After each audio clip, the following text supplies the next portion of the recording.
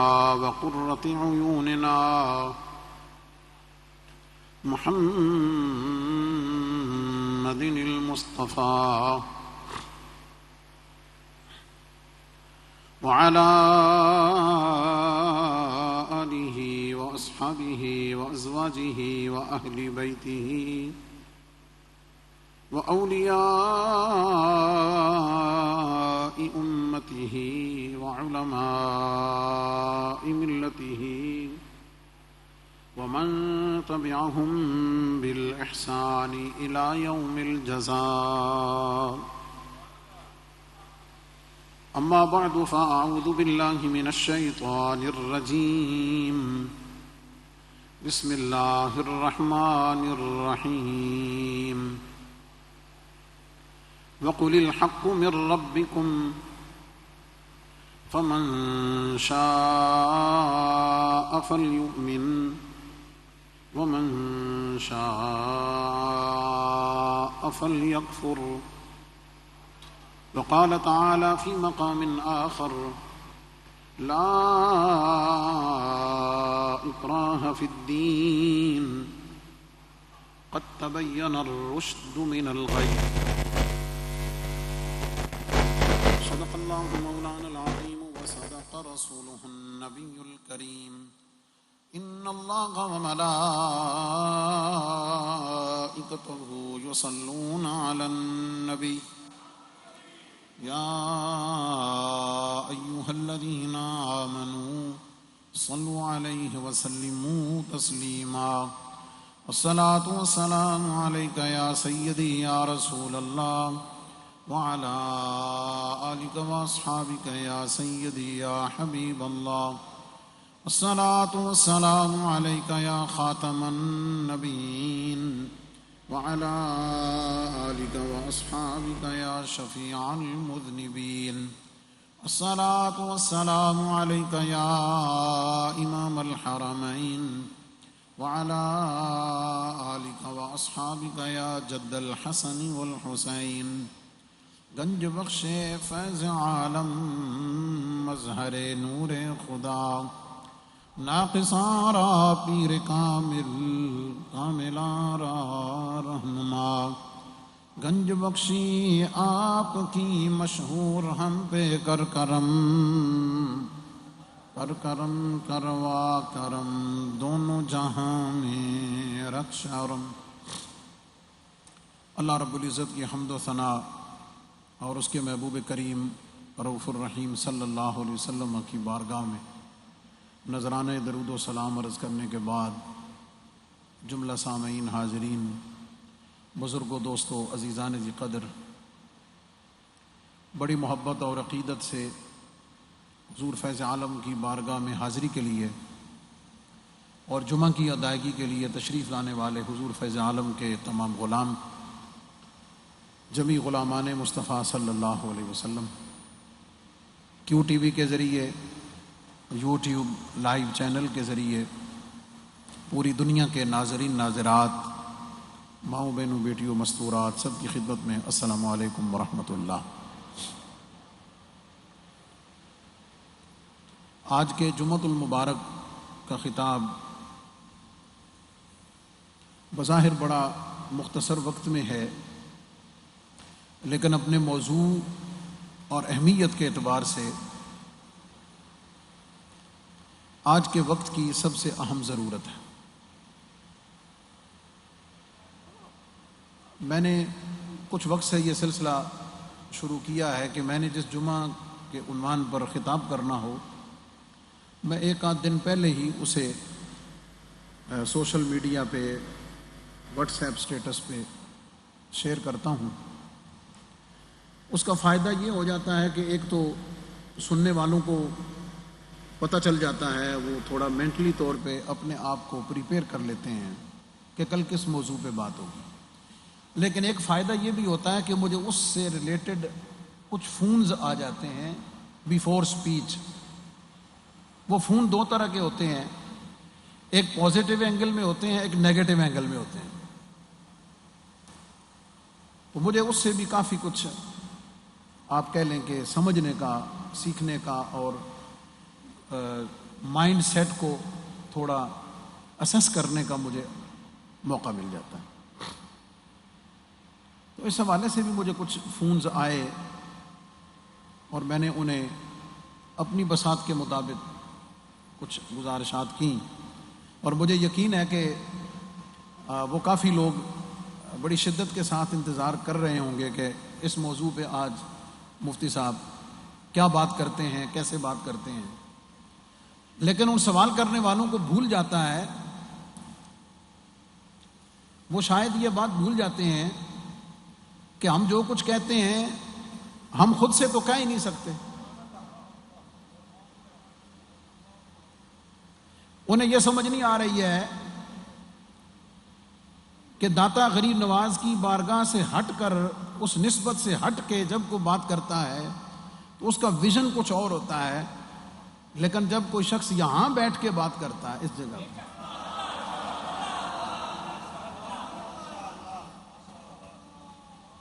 تو مجھے ہمیشہ اپنی کمیوں کا، اپنی کوتاہیوں کا، اپنی عاجزی کا، اپنی کم علمی کا، اپنے گناہگار ہونے کا، اپنے خطا کار ہونے کا ہمیشہ احساس رہتا ہے۔ مجھے اپنی اوقات یاد رہتی ہے، میں بھولتا نہیں۔ سمجھ آ گئی؟ تیری نسبت نے سنوارا ہے میرا طرز حیات، تیری نسبت نے سنوارا ہے میرا طرز حیات، میں اگر تیرا نہ ہوتا تو سگے دنیا ہوتا۔ انہیں یہ یاد رکھنا چاہیے کہ بہت ساری باتیں ہم کہتے نہیں، آپ سب مجھے دیکھ رہے ہوتے ہیں، ہم بارگاہ گنج بخش کی طرف توجہ کیے بیٹھے ہوتے ہیں۔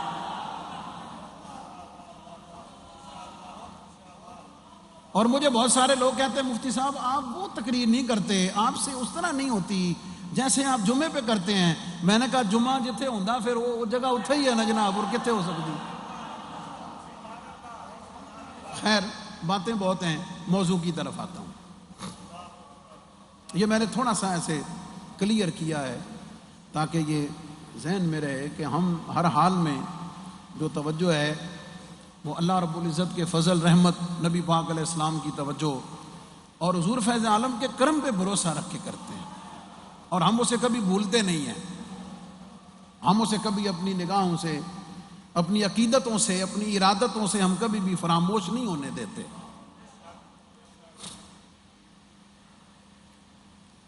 ٹائٹل تو ہے اسلام، رواداری اور بقائے باہمی۔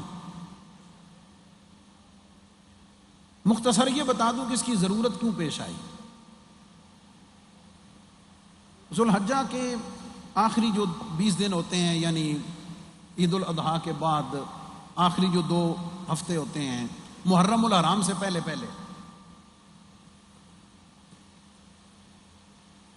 مذہبی طور پر بھی اور حکومتی طور پر بھی، اور ہمارے جو سیکورٹی کے ادارے ہیں ان کے لیول پر بھی یہ 15-20 دن بہت امپورٹنٹ ہوتے ہیں۔ اور فوکس کیا ہوتا ہے،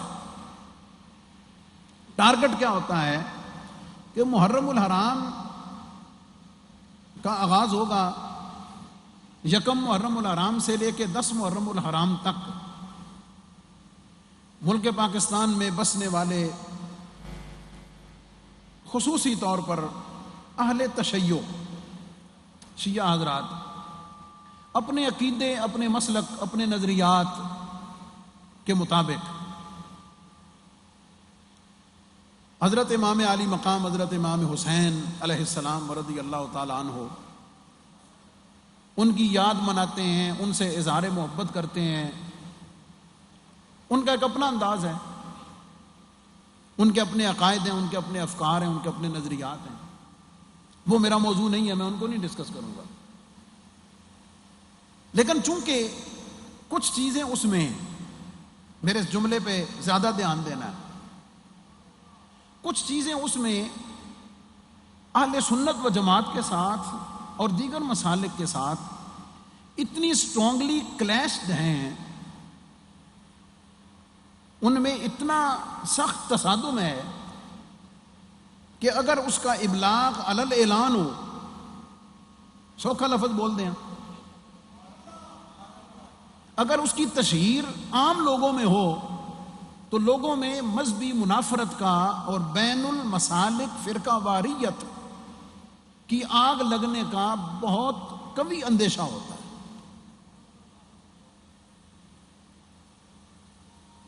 اب مشکل ہے دونوں طرف، اور میرا جہاں تک اندازہ ہے حضور فیض عالم کے صدقے سے شاید اس موضوع پر اس طریقے سے مجھے نہیں لگتا کہ کم از کم اہل سنت میں سے کوئی اس موضوع پہ اس طرح کوئی محبت کے ساتھ بات کرے، نفرت کے ساتھ نہیں، محبت کے ساتھ۔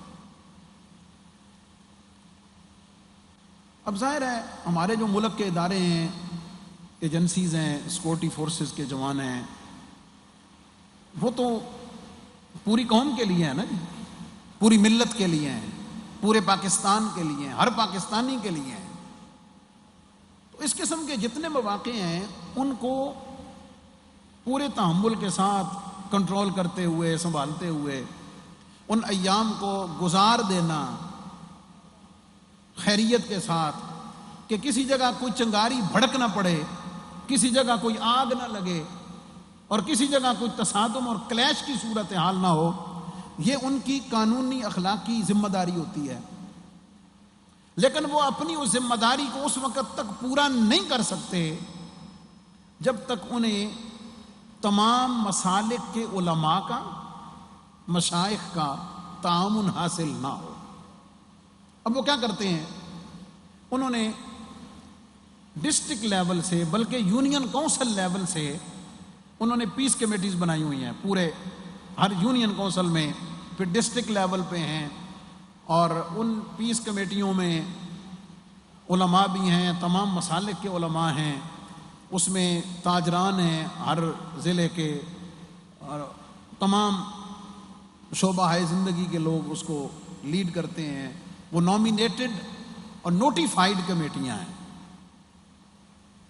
اچھا یہاں میں یہ بتا دوں، کچھ لوگوں نے اب ویلفیئر کی بنیاد پہ، خیر خواہی کی بنیاد پہ اپنے طور پہ بھی بنائی ہوئی ہیں اس عظیم مقصد کے لیے، گورنمنٹ اسے بھی شامل رکھتی ہے، حوصلہ افزائی کرتی ہے۔ اب ان کی میٹنگز ڈی سی کے ساتھ ہوتی ہیں، سی پی او کے ساتھ ہوتی ہیں، سمجھ آ گئی۔ وہ اس کے بعد ڈسٹرکٹ لیول سے ہونے کے بعد پھر ایک سٹیج آتی ہے کہ اس میں وہ ڈویژنل لیول پہ وہ میٹنگز ہوتی ہیں، اور اینڈ پہ پھر جو لاسٹ میٹنگ ہے وہ صوبے کا جو وزیر اعلیٰ ہے وہ اس کو چیئر کرتے ہوئے اسے کنکلوڈ کرتا ہے، اور یوں یہ پروسیس جو ہے وہ 10 12 15 دنوں میں مکمل ہو جاتا ہے۔ گورنمنٹ نے اس کے لیے پورا پلیٹ فارم بنایا ہوا ہے، اتحاد بین المسلمین، مسلمانوں کے درمیان وحدت اور اتحاد کی بات، اس کا شارٹ ہے IBM، اتحاد بین المسلمین۔ فوکس کس بات پہ ہوتا ہے کہ اگر کسی جگہ کوئی شکایت ہے کسی مسلک والے کو، شیعہ حضرات کو سنی سے ہے، سنی کو شیعہ سے ہے، یا دیوبند حضرات کو، اہل حدیث حضرات کو، یہ 4 ظاہر ہے ریکگنائز مسالک ہیں پاکستان میں، ان میں سے کسی کو اگر شکایت ہے، کوئی پرابلم ہے، کوئی روٹ کا ایشو ہے، کوئی ٹائم کا ایشو ہے، اور خاص طور پر اگر کسی مولوی یا ذاکر کا ایشو ہے، توجہ ہے جملے، میں نے دونوں باتیں کی، اگر کسی مولوی یا ذاکر کا، میں نے عالم نہیں کہا،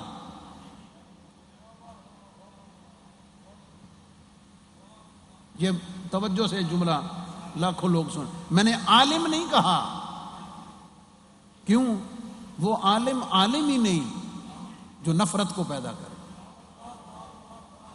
جو دوری کو فروغ دے، جو تفرقہ بازی کو فروغ دے، جو نفرتوں کو پھیلائے، عالم کبھی ایسا نہیں کر سکتا۔ سمجھ آ گئی؟ یہ وہ خاص طبقہ ہے، ذرا اور توجہ سے، یہ وہ خاص طبقہ ہے جو اپنی آواز کی بنیاد پہ، حضرت، جو اپنی آواز کی بنیاد پہ، اپنے ترنم کی بنیاد پہ، اپنے شعر و شاعری کی بنیاد پہ، اپنے چٹکلوں کی بنیاد پہ،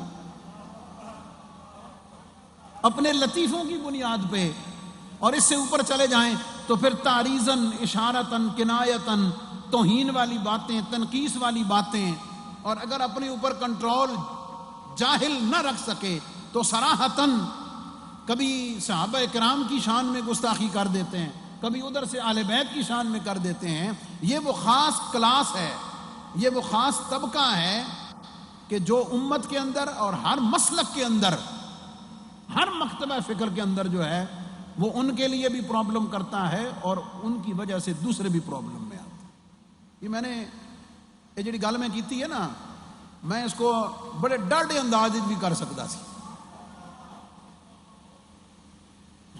بات سمجھ رہے ہیں نا، بڑے ترش الفاظ میں بھی کہہ سکتا تھا، لیکن ابھی 2 منٹ پہلے جو میں نے خود کہا ہے، میں خود اس کی نفی تو نہیں نہ کر سکتا۔ فرق تو سامنے رکھنا ہے نا، کہ ایک پڑھا لکھا، سمجھدار، ویجیلنٹ اگر اسکالر بات کرے تو وہ اس بات کو کیسے کرتا ہے تو دیہڑی دار کی میں کرتا۔ اب مقصد کیا ہوتا ہے کہ یہ جو 10 دن ہیں یہ باہمی رواداری کے ساتھ، خیریت کے ساتھ ان کو گزار لیا جائے۔ حضور فیض عالم کی نسبت سے، ان کے صدقے سے ظاہر ہے اس میں بنیادی رول جو ہے وہ پنجاب کے جو 2 مطلب ہے نومینیٹڈ علماء ہیں، اسپیشلی بادشاہی مسجد کے خطیب ہیں، آج کل چیئرمین رویت ہلال کمیٹی ہیں، مولانا سید عبد الخبیر آزاد صاحب، اور دوسرا پھر اہل سنت و جماعت کی طرف سے وہ ذمہ داری حضور فیض عالم کے صدقے سے میرے اوپر آتی ہے۔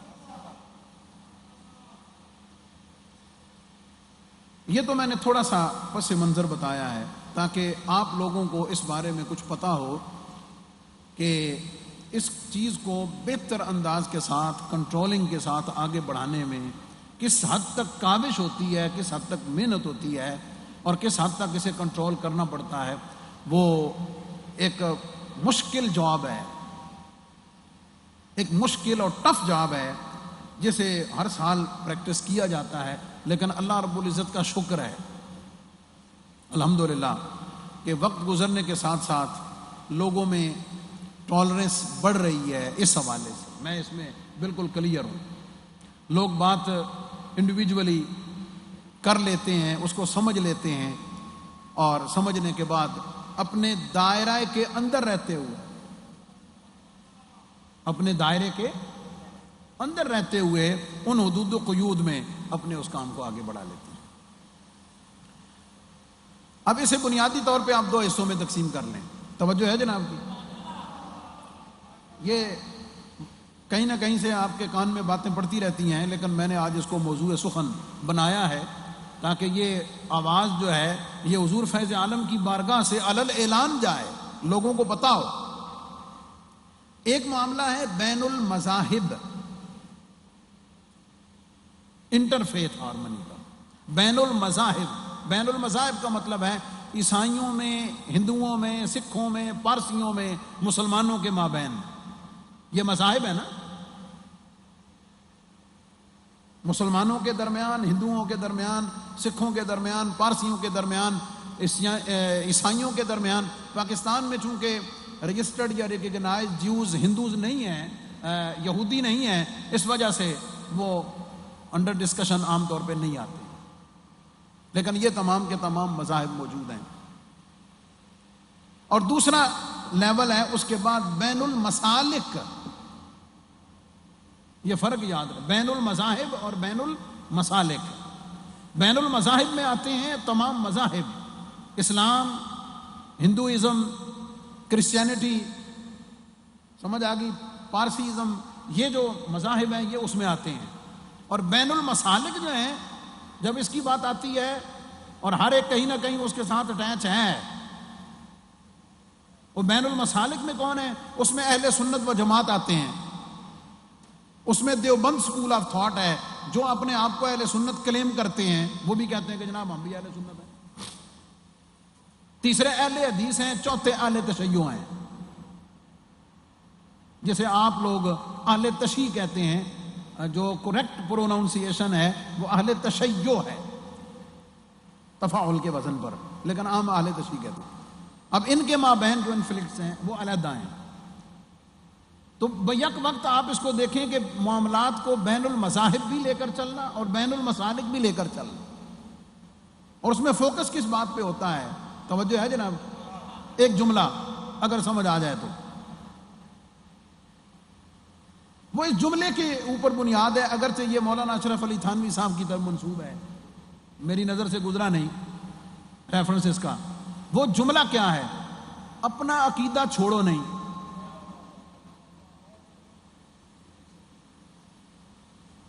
کیا جملہ کہا میں نے؟ اپنا عقیدہ بول دو آج، اپنا عقیدہ چھوڑو نہیں تے دوجے دے عقیدے نو چھیڑو نہیں۔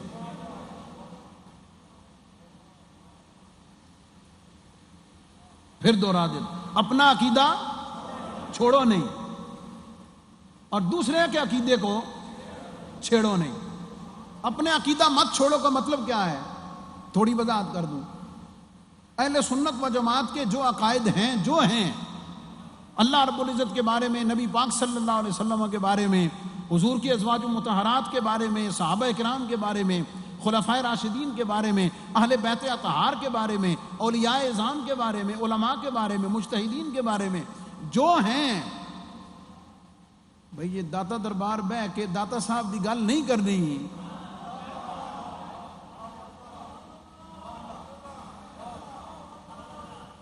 تو پھر کی گل کرنی بھائی؟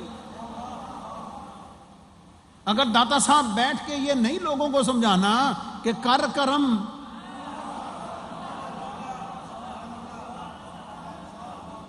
کر کرم کروا کرم دونوں جہاں میں رکھ شرم، یہ داتا دے منن والے نو نہیں سکھانا، پھر عقیدہ کی ہویا بھائی؟ یہ داتا دربار پہ آ کر دعا مانگنے والوں کو یہ نہیں سمجھانا کہ اولیاء اللہ قبروں میں زندہ ہیں، سنتے ہیں، اللہ کی توفیق سے مدد بھی کرتے ہیں۔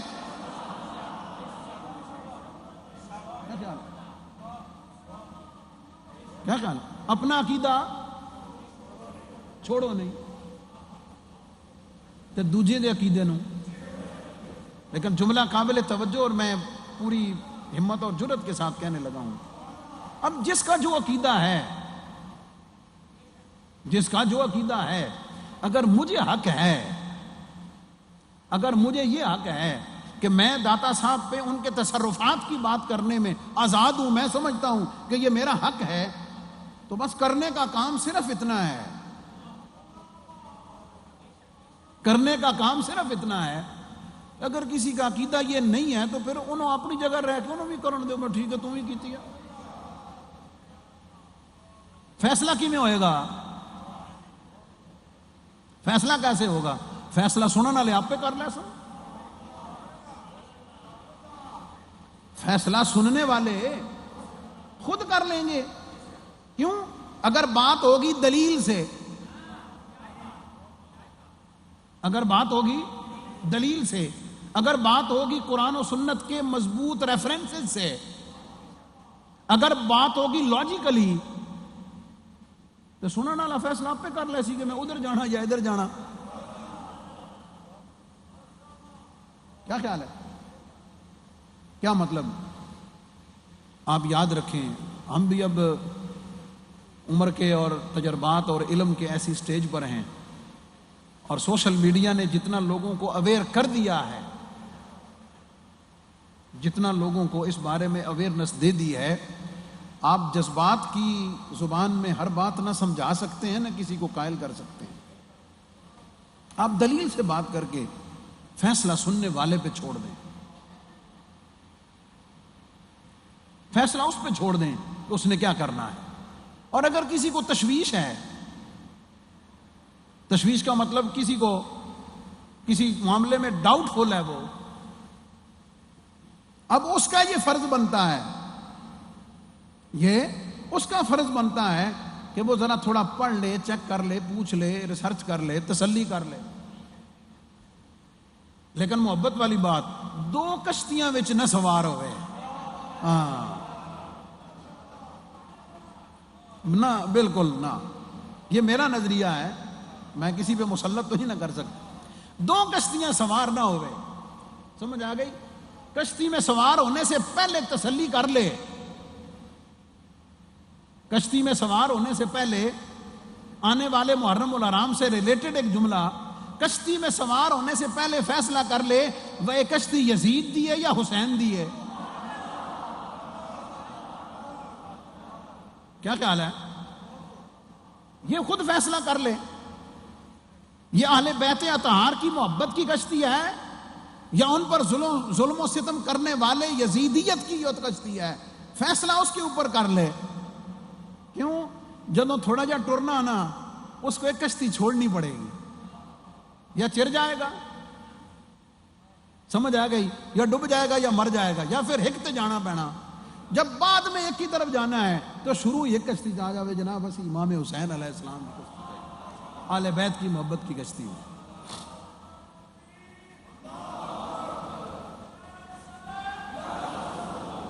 میں ایک یہ دلیل کے ساتھ بات کرنے پر ایک بات میں آپ کو عرض کرتا ہوں، یہ آپ لوگ بھی اپنا مزاج بنائیں، اس ڈگر کے اوپر آنے کی کوشش کریں۔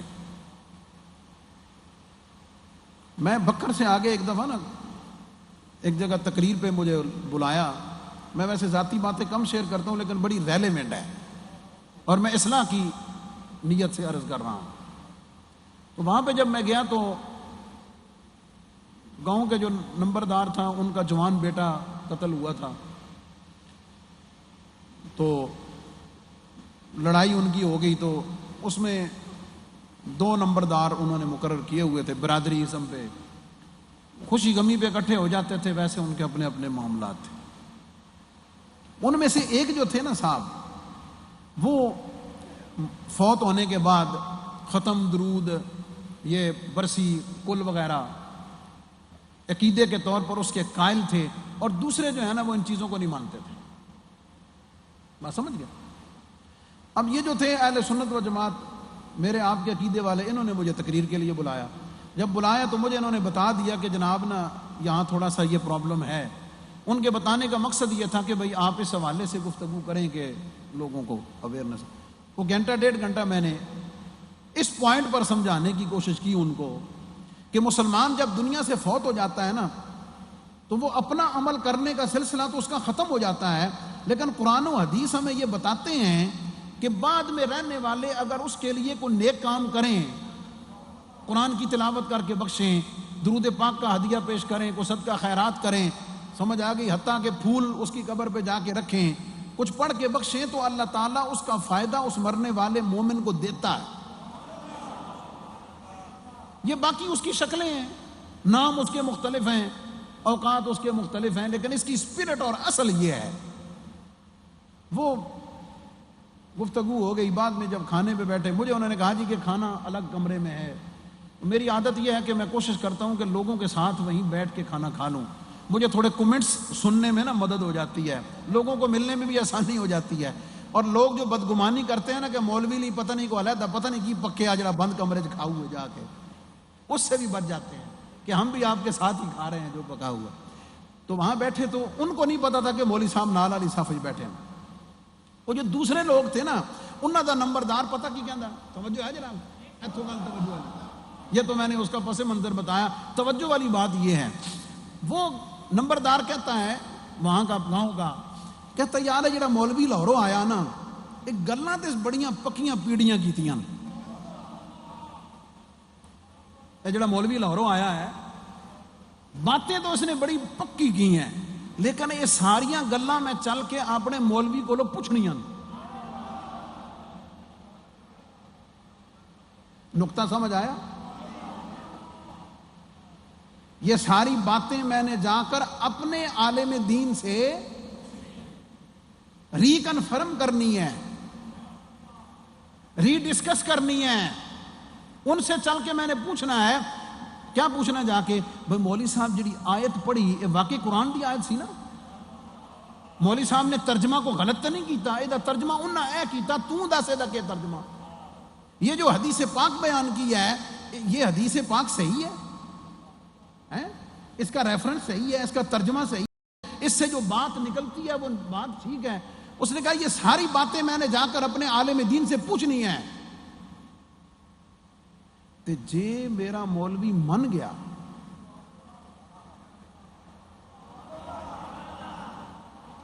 جے ساڈا مولوی من گیا وے گلاں تے پکیاں پیڑیاں تے اگلی باری ختم اسا رل کے دلانا، اسا اکٹھے ختم دلانا۔ اللہ، کیا مطلب؟ اس پوری بات کا نچوڑ کیا ہے؟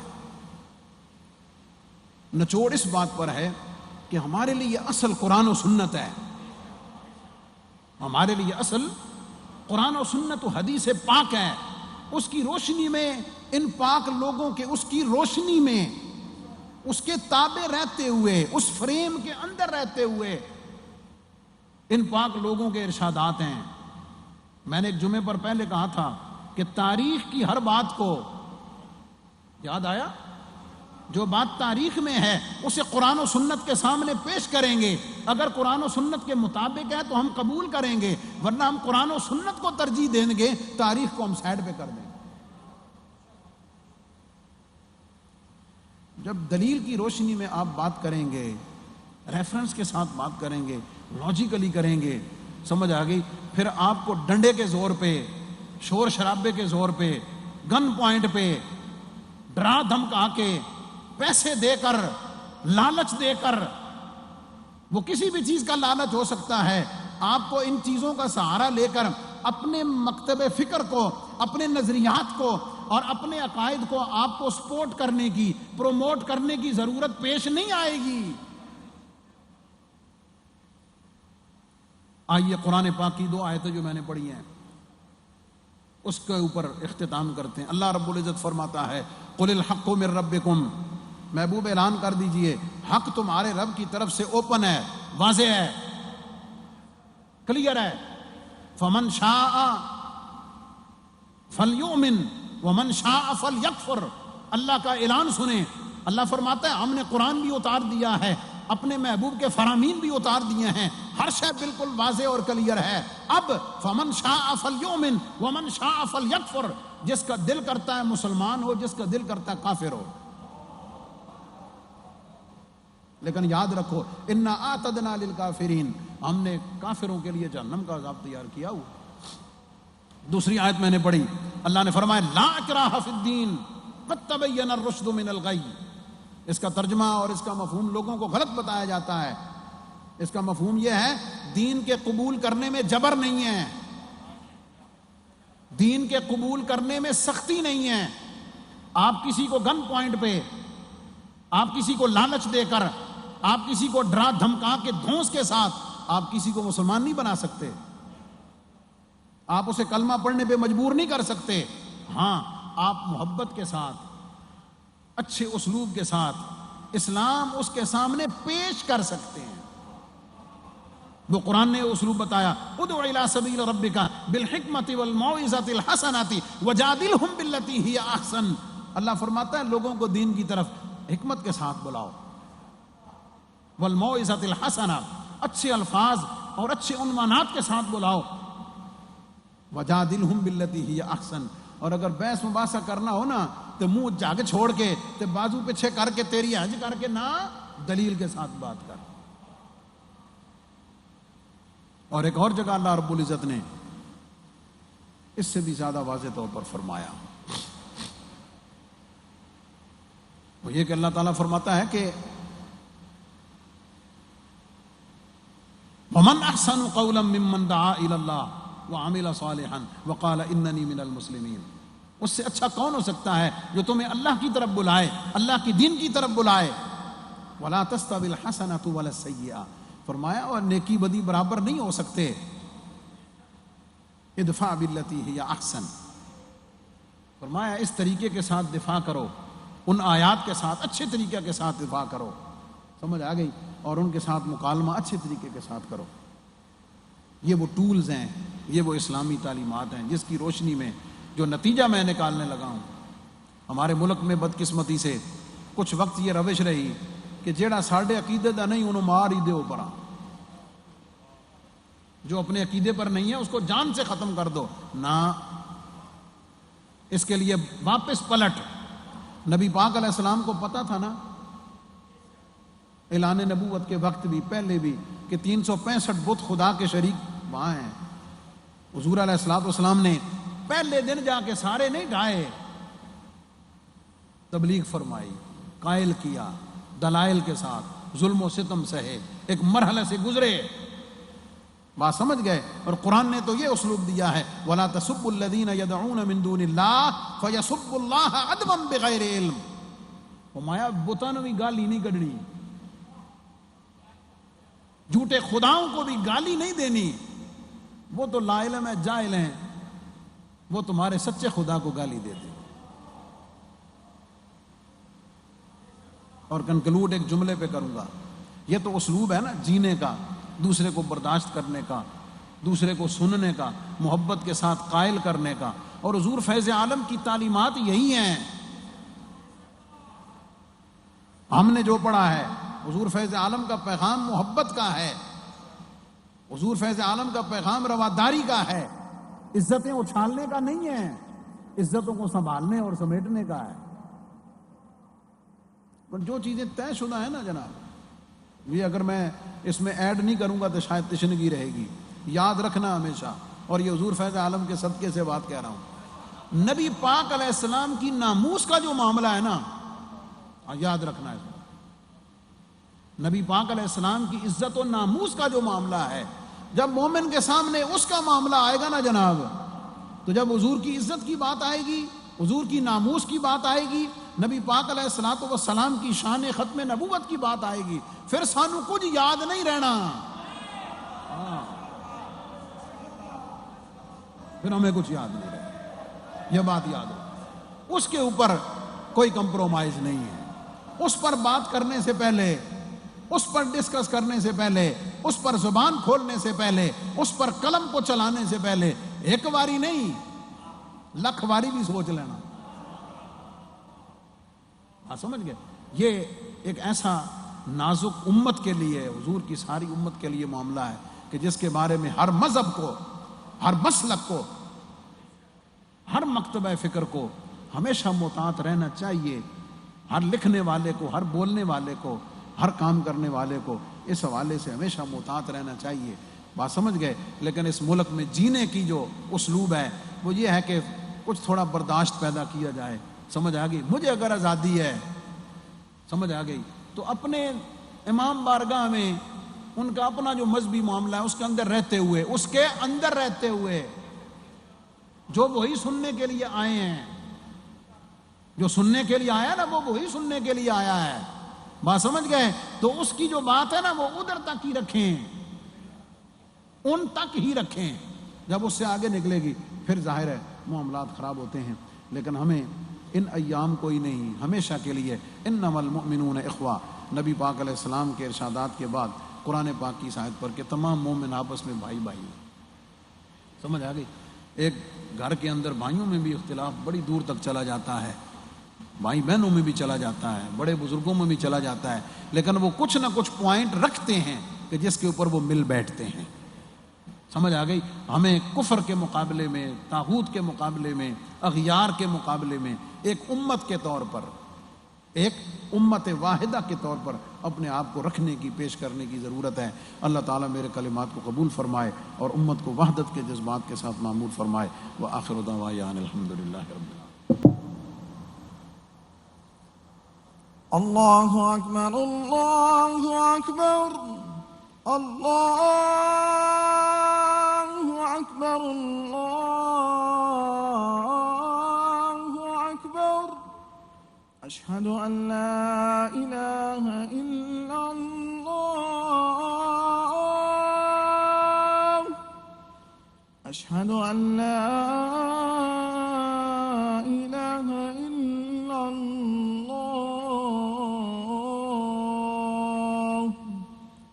اشہد ان محمد رسول اللہ،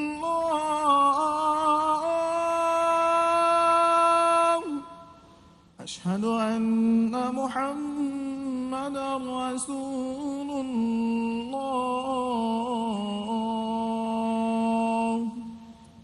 حی علی الصلاة،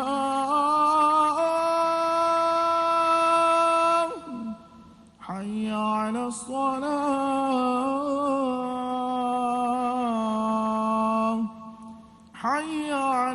الفلاح حي على الفلاح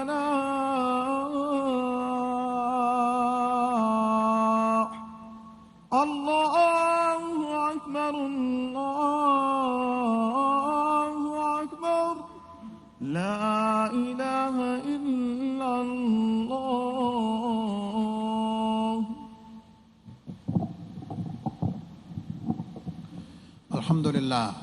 الحمد لله نحمده ونستعينه ونستغفره ونؤمن به ونتوكل عليه ونعوذ بالله من شرور أنفسنا ومن سيئات أعمالنا من يهده الله فلا مضل له ومن يضلله فلا هادي له ونشهد أن لا إله إلا الله وحده لا شريك له ونشهد أن سيدنا ومولانا محمدا عبده ورسوله.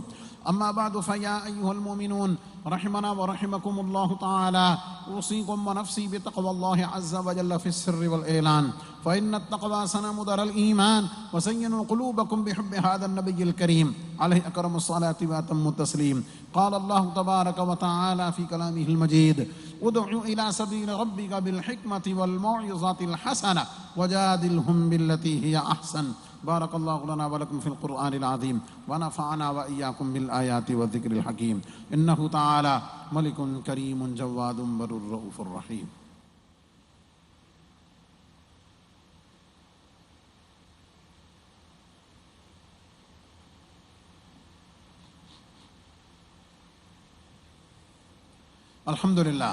الحمد لله نحمده ونستعينه ونستغفره ونؤمن به ونتوكل عليه ونعوذ بالله من شرور أنفسنا ومن سيئات أعمالنا من يهده الله فلا مضل له ومن يضلله فلا هادي له ونشهد أن لا إله إلا الله وحده لا شريك له ونشهد أن سيدنا ومولانا محمدا عبده ورسوله. إن الله وملائكته يصلون على النبي يا أيها الذين آمنوا صلوا عليه وسلموا تسليما.